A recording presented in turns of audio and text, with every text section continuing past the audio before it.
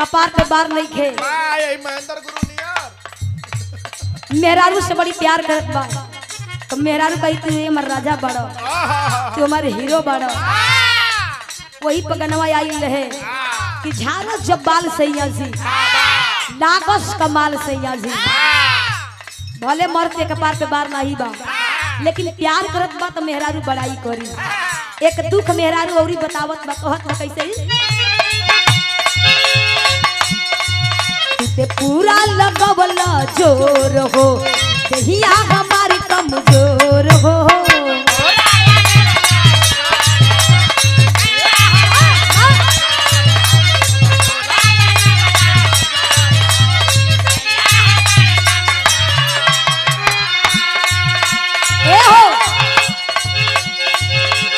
पूरा लगवला जोर हो दहिया हमारी कमजोर हो। तनिको दर्द लागी घाटा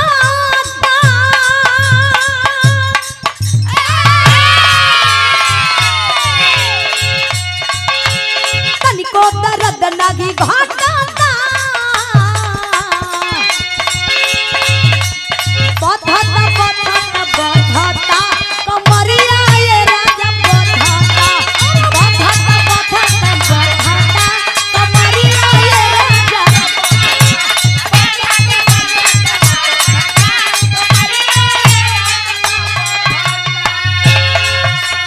तनिको दर्द लागी घाटा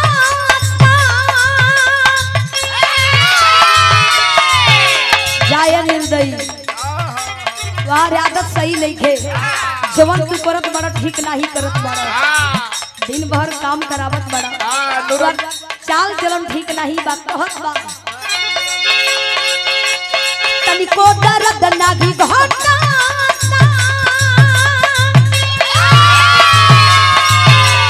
तनिको दर्द लागी घाटा बधाता बधाता बधाता कमरिया ये राजा बधाता बधाता बधाता कमरिया ये राजा क्या बात है।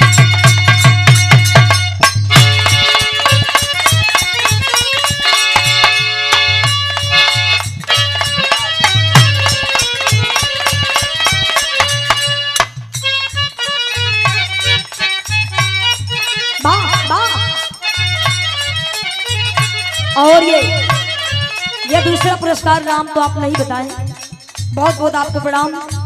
फिर से 50 रुपया देकर के सम्मानित किए हैं। करोड़ों में कोटि कोटि नमन आप लोगों के नमस्ते प्रणाम बा।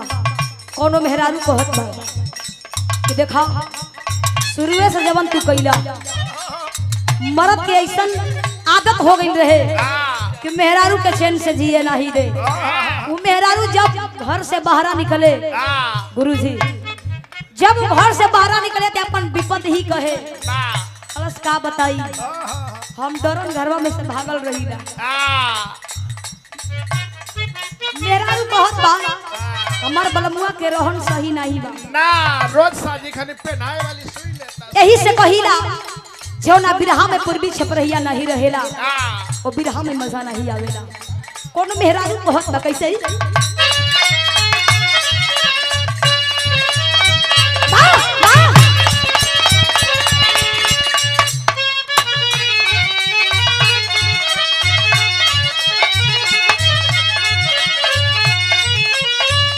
और ये कमेटी की ओर से हमें बहुत स्नेह बहुत प्यार मिला है।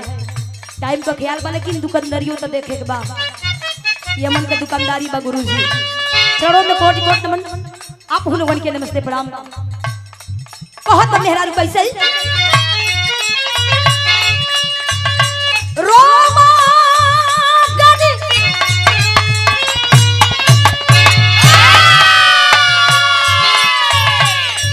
गनाये होला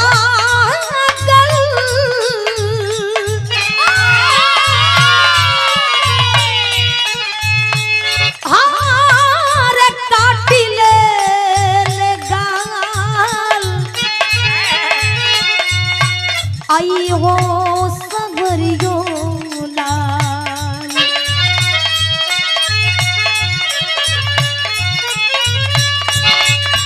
रोमा गनगनाए लागल, रोमा गनगनाए लागल, काटी ले गाल। आई हो समरियो लाल, आई हो समरियो लाल, मेकअप कइल भइल झूठे का।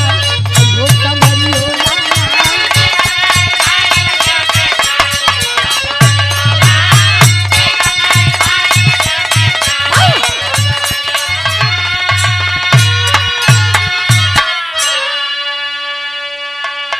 बस बात बताओ भाई, मेहरारू के दिल कैसन होला।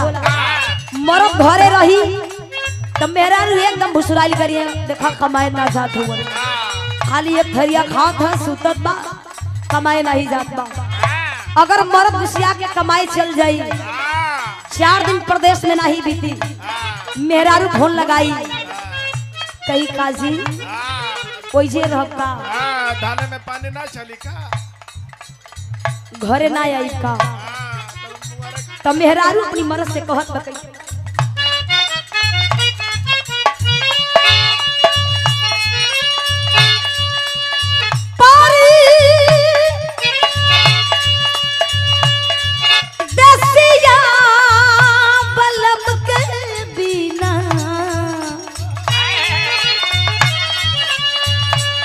रहलो न जाता,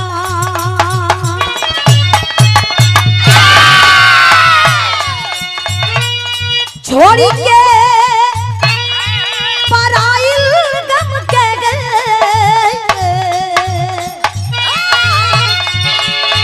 छोड़ी के पराइल गम के ऐसा न बुझाता, अरे देखिए बलम के बिना रहलो न जाता। क्या बात है?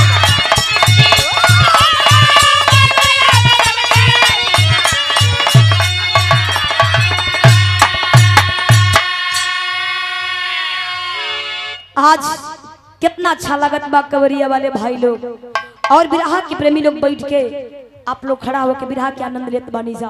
भैया इसको थोड़ा उठाइए। एक बिरहा गुरुजी के फरमाइश बा कि अपनी मर्द का कब बुराई करी आ कब बड़ाई करी, कोनो गारंटी नहीं बा। गुरुजी मेहरारू अपनी मर्द का बखान करत बा, कलश देखा तू हीरो बाड़ा, हमसे प्यार नहीं कर दूसरा के चक्कर में, तो हम कहियो खोज ले, तोरे ऐसा 10 गो खोज ले। अगर मरद तनी